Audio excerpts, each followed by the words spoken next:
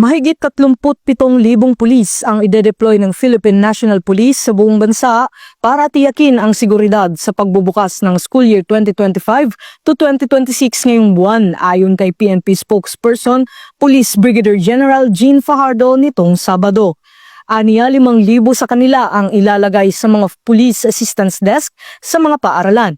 Bukod dito, may mga mobile at foot patrollers rin na ide-deploy malapit sa mga paaralan upang masiguro ang kaayusan at seguridad ng mga mag-aaral, guro at mga magulang sa unang araw ng pasukan. Ayon sa Department of Education, opisyal na magbubukas ang klase sa mga pampublikong paaralan sa June 16, 2025 alinsunod sa DepEd Order No. 12 Series of 2025.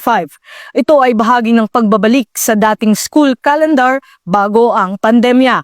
Tatagal ang school year hanggang March 31, 2026 na may kabuuang 197 araw ng klase, kabilang na ang end of school year rights. Tinitiyak naman ng PNP na paiigtingin nila ang presensya ng kapulisan sa paligid ng mga paaralan upang maiwasan ang anumang banta sa seguridad, krimen o kaguluhan.